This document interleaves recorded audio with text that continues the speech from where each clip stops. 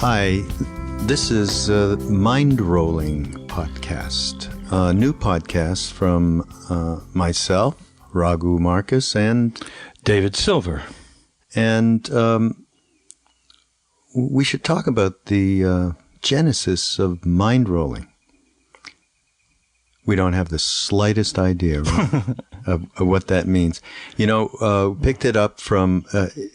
it means something to me. I mean, we can say that it was picked up from a Tibetan term. You know, there are some incredible lamas who have in their prefix to their name, the mind roller, so-and-so Rinpoche. So it was, in my mind, though, it was more about not getting stuck in any one habitual mind place that... the mind was rolling. The mind was available and free to be able to encounter anything and not have a preconceived notion or judgment. That's not bad, eh? That's good. But, you know, I've Googled mind rolling, rollers, whatever, and it's one of the few things that there is nothing. I know. Not a word. So, except these people that are, you know, the honorific is mind roller. Yeah, and they don't want anyone to know about it because there's no information. It's hermetic knowledge. Well, we like it. It's nice. It's good. And it's about two immigrants who came to America to be successful in life. Actually, that's not why I came. I just had to get out of Montreal where I was. It was so cold, I can't tell you. I couldn't take it. And you were in England, and you were propelled out of there. I had no idea what to do. I graduated. I wrote a postgraduate thing, and I had no clue as to what to do with my life. But then I was lucky. A tutor, which I had at university, taught in America and got me a job here. So I came here. I came to teach in 1966. So Dave ends up in Boston teaching school, proper English gentleman. And I ended up in Haight-Ashbury, basically, living in Berkeley and commuting, hitchhiking to Haight-Ashbury to go, get pot and stuff. And I got a whole formative, education down in California at that time, especially coming from Montreal. But, we're talking about the things that made us receptive to the changes that were going to come. You know, that's kind of some of the stuff that we want to talk about. Yeah. I think, I know I had some formative, use that word again, experiences, and they were of a nature that I understood there was another something going on other than the senses. And for me, there was music. So I think music's going to definitely be something that we'll want to talk about because we're both so closely associated with it, both as a lifestyle and career-wise. And psychedelics, which launched everything in terms of being able to have some idea of a consciousness that we could find a way to happiness, basically. So mine was with John Coltrane in Montreal. God, I don't think I was more than 17 years old. My favorite things completely went out, and then later when I did end up in Berkeley with Ali Akbar Khan, these were two major transformative experience. So that was kind of my beginning, and then living in the culture. And, we've always talked about that, the Berkeley riots, and you went out there at that time well, didn't you? I did, but just like yourself, I think I wasn't much of a rioter. I hated getting beaten. It was a small thing, but I just didn't like people hitting me with billy clubs and throwing tear gas at me. Really? So my great principles would evaporate very quickly when I was running from the police, particularly in Berkeley. And it didn't represent really where I was at, I don't think. I mean, I was into the music and the whole trip. And violence was the last thing. But of course, the war was going on and everybody felt the same way, that it was just an atrocity, one after another. And of course, in those days, not that differently from now, you were thought of as being some kind of traitor if you said anything against the war. But eventually, so many people are in the streets, including me, that it had to end. People say it wasn't to do with the thing in the streets. Don't know what they were talking about, because it was really a big deal. But I think what happened to me was that, I was pretty British, but, kind of into the Beats and things like that in 1965. I knew who Kerouac was, Ginsberg, Burroughs. I didn't really get it all, but I knew that was more what it spoke to me more than anything else. And then when the Beats were replaced by, the Beatles, it's sort of interesting that Beat to Beatles. It was the Beatles that pushed me over the edge, because very soon, as great as they were, they became greater, and they got involved in, at the very least, shall we say, alternative consciousness. It was, by Revolver was the album, as I remember it, where Tomorrow Never Knows and Within You, Without You, and all these great songs that I knew even then were connected with Eastern spirituality. So that was a moment for me. Yeah, just to remind folks, by the way, in a future episode of Mind Rolling, David's going to talk about his relationship with the Beatles and work that he did with them on some video back in the day. That is pretty incredible stuff. I want to go back to the protest on the street thing that you didn't want to be touched, beaten, never mind. It wasn't my favorite. No. Well, I have some terrible admission on that one. I was traveling when the windows at the Bank of America were being broken down in Telegraph Avenue, and I was traveling in a few streets away with a friend of mine, good close friend of mine, and suddenly he said, "Jesus, I'm feeling stoned." And I go, "Really? You haven't been smoking or anything, smoking pot?" "No, I don't understand it." Rolls the window down, and wafts of tear gas come into the car.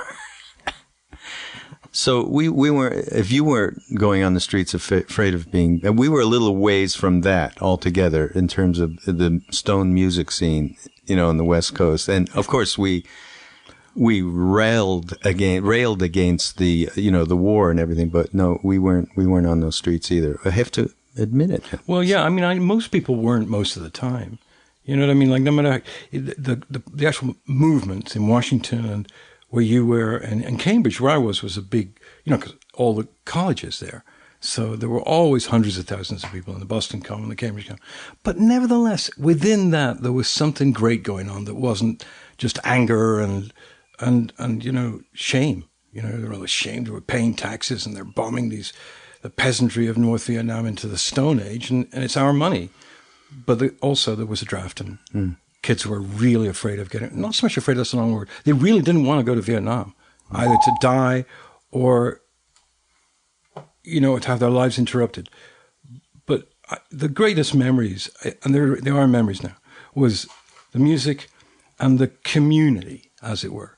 Like suddenly finding that you could go places in America and in other countries and meet people who you could sort of immediately, grok with. We were like the same things. Jimi Hendrix, and that's a real simplification. But I think you get it. Jimi Hendrix says it all. That's sort of incredible music. Yeah, in terms of even going backwards just for a second about, when we got to the war was going on. But even before that, the level of unhappiness that we had, that I had, was pretty spectacular. And I didn't even neither of us, we didn't live in the United States. I lived in Canada, you lived in England, but we had all of these same influences of a very, very similar society that we were dealing with, certain mores and certain really fundamental boxed in kind of truths that, how do we get out of it? And the one who expressed that was Bob Dylan. He saved my ass when I was 15. In terms of, okay, there is something. And then Allen Ginsberg, and you mentioned him. But, that made music way more than any kind of, it still is today. Obviously, there are bands that people identify with that say something that they have going on that they vibe with. But I don't know. It was pretty strong back then. You talk about someone like a Dylan and, we talk about the Beatles and so on that are still so relevant today. So, that's obviously stood this giant gap. Raghu, today's musicians have got almost half a century of that tradition to run, where before the Beatles. Yeah, there was Elvis and things, but there wasn't any music that expanded beyond "I Love You, Baby" and "I Wish You Were Still Here." Yeah. And so we were kind of the beginning of that. And I went to see someone perform a couple of weeks ago in New York who was 24 years old and wasn't impersonating Dylan, but he had that same vibe of kind of, you know, an expanded consciousness looking at the world from his point of view. It wasn't just simplistic nonsense. It was fantastic. Yeah. Now, Dylan was only that age when he broke big. He was in his mid-20s or something, right? But I think this generation has inherited that. There wasn't much before us. There was Frank Sinatra. It was great. I like Frank Sinatra. But it hardly changed your consciousness, to say the least. It didn't. Yeah. So, actually, in a way, you know, there's the one other element that came in. I mean, we've talked about how we both, you know, the psychedelics, the music, the culture, the war, you know, how deeply affected we were, you know, by, and so there was a surge going on. We were certainly ready for acid. I mean, there's no doubt about it. Richard Alpert and Tim Leary absolutely set us up to know that it was okay. That was a big deal. It's okay, you know, and give us set and setting and all of that stuff. So, I think, you know, for me, that obviously, I mean, you know, these are cliched stuff. We don't even have to say anything. Both of us had opened the door. And that door, to me, included suddenly finding out about stuff from the East. Now, your first encounter that way? My first encounter was because of my television show, which I was, you know, the name of the show was What's Happening, Mr. Silver. And the theory behind the show was a question was asked this week. And me and my team of filmmakers and lunatics would try and answer the question. When the Beatles got involved with the Maharishi, Mahesh Yogi, that was the first time I'd ever thought about anything like that. And because I was, like everyone else, the Beatles sort of lapped it up, whatever they said or did, he sort of got interested. I got to meet with the Maharishi, and he gave me a mantra, which is what TM was originally all about. You know, they gave you a mantra and taught you how to meditate. And I met this guy, and I'd never met anyone even remotely like him. This tiny person sitting on a table in front of me with twinkling blue eyes that never seemed to stop twinkling, and a voice, a very high voice, and extremely sort of full of loving vibes. And I was just sitting there in my jacket and tie thinking, what is this? I don't know what this is. And that was the first time. And I have to say that I did TM for a few years after that and learned how to meditate, sort of. So without Maharishi, I wouldn't have. That's how it started. Well, I have another admission, unfortunately. First, we had this protest on the street thing. I also got a mantra, TM mantra, and my girlfriend and I and other people, we were in this little communal thing, right? And we lived in an apartment, and right next door to that apartment was an empty one. Perfect place to go and have some relative privacy if you were living with 10 people or whatever at that time. So off we did, and we would do our mantra properly and repeat it over and over for at least 2 minutes. Then we'd all have sex. Again, that was my introduction to meditation, and lovely, actually. It's practiced today by various New Age tantric groups, by the way, that type of... do you have their names? Yeah. Okay. So it was nice. Yeah, no. It turned out, though, they gave the mantra, you know, I'm not supposed to tell the mantra, but can I tell you? No one's listening. Okay, it was Ainamo, and I kept repeating this, not knowing from nothing. And then I get to India eventually and meet the monkey god Hanuman, and realize the person who gave me the mantra made a mistake. And I've been repeating this, you know, this phrase that meant nothing. For years I tried, well, anyhow, as I said, I didn't do it very often. Yeah. But, and then we do have another bisected event. Bisected in... I'm really it's a new word. I'm glad I went that way instead of where I thought it was going. There's nothing wrong with bisexuality, but I don't remember. Could be a Freudian. But it's fine. So, Meher Baba, tell me about Meher Baba. Yeah, I got into Meher Baba, really, and I didn't know him from Adam, literally. But again, you see, it was about the Who, Peter Townsend, the, spectacular lead guitar player. I suddenly found out that he was into the Meher Baba. So again, being a complete follower of English rock and roll, whatever they did, I did. So I got into Meher Baba and did really, read his discourses. And even though my understanding, I think, was a little bit intellectualized at the time, to say the least, I did. It was compelling to me. So, and you had Meher Baba too. Saw the picture. Beautiful. He's smiling, and it says, "Don't worry, be happy." And that was highly appealing to a depressed person. Although I was getting better because I had done some psychedelics, so I was definitely feeling better in those days. Yeah. But he was definitely an introduction. And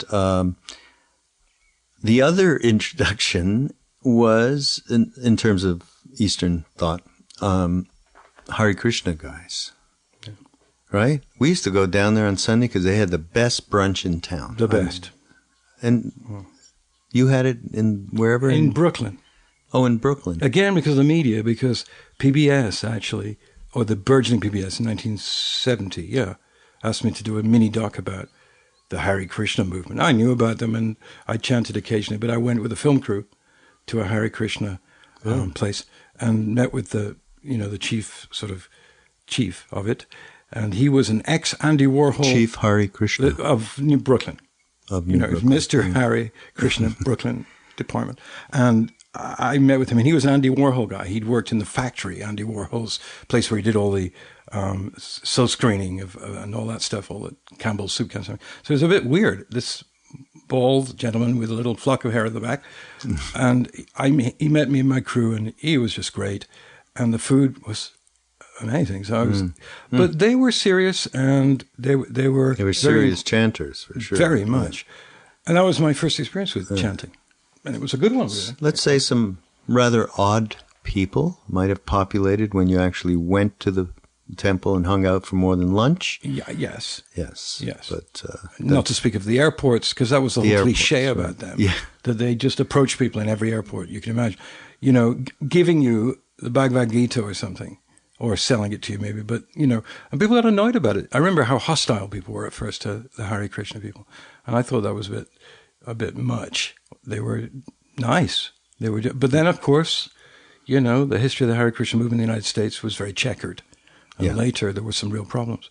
Yeah. Which we won't go into now. No. Because it's negative. Yeah. Anyhow, but those were definitely tremendous for many people. Actually, you talk about everybody knows. Yeah, we had lunch over at Hare Krishna Temple, so you heard Hare Krishna and the Maha Mantra for sure. That was definitely, no matter what other loony shit was going on there. So, and Meher Baba was certainly part of, as you say. I mean, Pete Townsend. Really, everybody knew that was his guru at that time, and that was an unusual thing.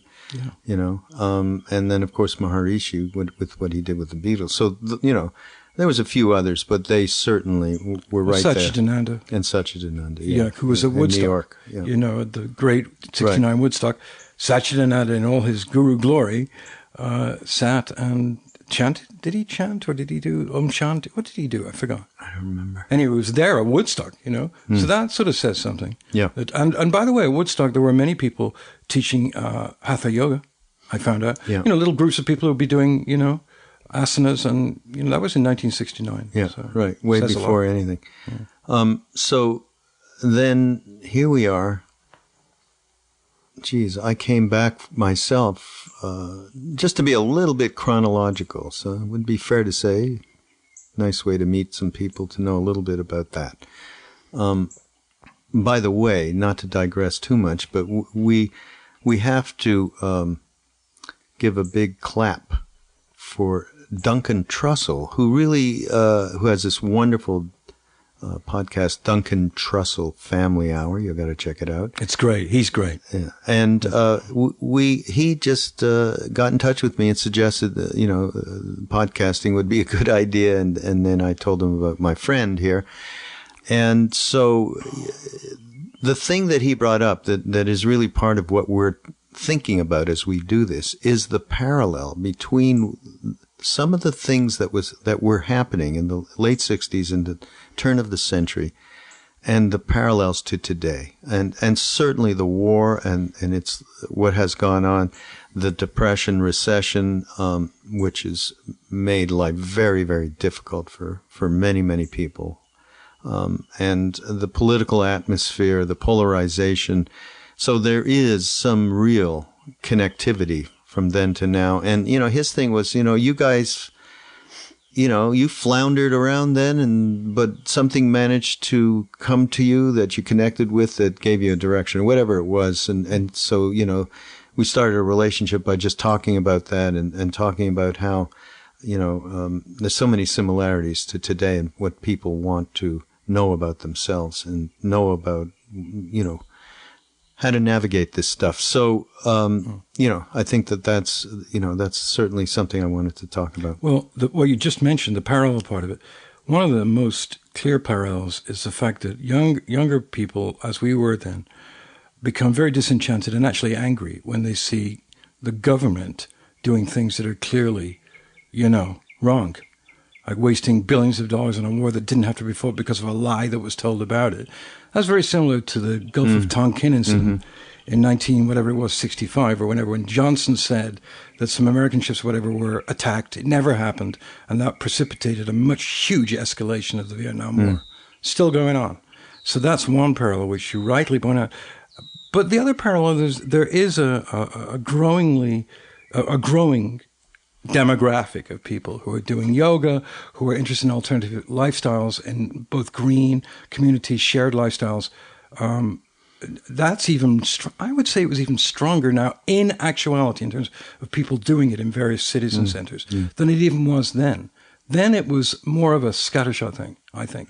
You might gain insights through the psychedelics. You did. And not as wise, seemingly. People really, really went left on some of this stuff, especially the drugs. Not that, there's obvious drug abuse, still here and now. But, well, social networks have changed everything, too, because, when we were thinking about all this stuff, I used to work for a thing called Radical Software in 1968 and 69. And it was a magazine devoted to the future of media. And we used to talk then about things that became cable television. We didn't think of the internet, but we did think about connectivity. People wanted to have the media serve as a connective tissue between people of like minds.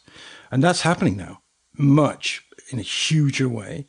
And the way it's shaking down is the activities, the green activities, the spiritual activities, the social activists, justice, all of that is being served very well by people participating with each other in a much easier way than back then. No, absolutely. But the parallel, Raghu, is that, I'm sure that people now go through the same thing, which is this kind of schizophrenia where you can do yoga and you can find consciousness and be conscious and awareness and all that. Meanwhile, the country's going to the dogs and it's being run by puppets, and it's the political scene is just as disappointing as it was then, alongside the developments of social networks and the huge amount of people now doing yoga and meditation. Yeah, no. So they're real. These parallels are real for sure, and it's certainly interesting. And I think as we go along, I'd love to talk to other people about it as well, who are experiencing it more directly,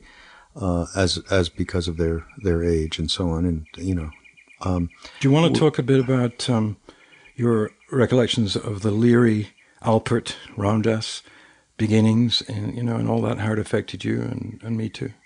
Like, what was that? And you had to put it in a few sentences. What is the significance of that whole psychedelic movement when you really think about it? It's big for me, I know. Well, every one of us. I mean, geez. When I can still remember at the first time you take it, I mean, seemingly is the moment. You almost, I mean, I don't even know how much more you got to do it that one time. I mean, I remember, I didn't have a crazy amount of trips, but enough so I can't remember one to another except a few of them, right? And this, the unity of all things, we are all part of each other. Once that happened to you, you could never go back to that egocentric idea of I am in some way. Now, we were young when I got that message, living that day to day. I'm not talking about that, but I'm talking about, it's almost like faith. You got a little tiny kernel, but faith isn't quantitative. It's, and it's not qualitative. It's beyond, it's beyond time and space. It really is. But we can, because we're relative, we're talking here, it can increase. It does increase by virtue of experience and, more wisdom and letting go of mind. The more you can let it go of the mind, then the more of that faith. So acid gave, as far as I'm concerned, correct me if you had any kind of different experience, but the unity of all things, and therefore you could not be that separate ego and really buy into that. That's absolutely the way I remember it. There was a scary moment, as there is apparently with a lot of shamanistic experiences when people take substances to liberate themselves. There's always like a little dark corridor that you go into when you're losing all of the preconceptions. Called dying To something else. And I remember when I was taking LSD and peyote and the rest of it, it was always the same thing. It got easier. What did it do? People told me you had hallucinations and you saw things. I never saw anything. I saw things pulse a little bit. But what was really going on was within a certain amount of time, you felt this great, great love. It's the only word you can come out. Just loving everything you saw. It doesn't matter if it's a fingernail or a Cadillac or a beautiful, beautiful painting. It just all felt like one, not in a stupid way, but just suddenly there was no argument about it. It's like, oh my goodness, I see. I'm not alone. It's significantly meaningful, this feeling I'm having. And it was love at its best. And it didn't last, that was the thing. And eventually, wise men, like particularly Ramdas, came to the conclusion that it was good to get into a practice which would make this sustainable. Actually, no. You know what? Yeah. I mean, eventually, of course, he talked about that, be here now and all that. But when you talked about, Leary and Alpert, and the influence, we've just said that influence is huge, obviously, to encourage people to do this particular substance in set and setting and do it right so that it is a spiritual experience. That's a big deal. I mean, that's enormous. So, but what happened is what you're describing. What happened is Richard Alpert thought to himself, I keep coming down, number one. And number two, I don't really have a roadmap for what this is. Again, that roadmap term. And he, the first beginnings of any roadmap is when Huxley gave them psychedelic experience, the Tibetan Book of the Dead, right? Not, and which they later wrote about in the psychedelic experience. They used some of that. But no, he gave them the Tibetan Book of the Dead. Anyhow, they started reading that, and some of the Bardo experiences were what they were experiencing on acid. Right. So that gave them some idea that there's these different levels of consciousness. And so Richard Alpert at that moment decided to himself, I should go to the east to see if I can find a map of of those planes. Basically, that's exactly what happened. Yeah. And he had the courage to get over there and just put himself out there. And of course, that journey is well documented, in many different places. But he did have that, he had that will to try and understand. Now he had he was a psychologist and so on and so forth. So there was a lot of disappointment that acid didn't give him the complete answer. And couldn't sustain it, as you said. So that's huge because they were in pop culture. And when we heard about him, when he came back from India that first time in 1968, many people started hearing because he'd go around lecture. And, you were willing to take this shot because it was Richard Alpert. So absolutely that's huge. Right. Exactly. Yeah. He said he was a model. And as he was so funny and down to earth and human and humane, likable, witty, great, just great to watch from an audience. You didn't have to know him. You knew him because that's what he did. He came out there and that model sort of implanted on the psychedelic confusion because eventually it did get to be confusion because it didn't last. So when you weren't tripping, what were you doing? You were actually making some kind of judgment that this wasn't available to you all the time. You had to take substance. And what, Ram Dass did and has been doing, and others, of course, was letting us know there were ways of doing this without taking drugs, and that they were the ways. And to recognize in the Tibetan Book of the Dead, I think this is what I'm right, that they read what the bardos were and said, that's what was going on. Exactly. When I was tripping. Yeah. And naturally, as you said, Raghu, that led us to the east rather than to the west. Right. Except in terms of San Francisco, right.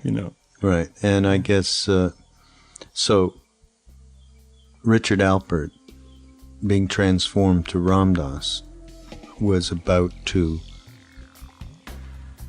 turn on a whole other segment of our community at the time.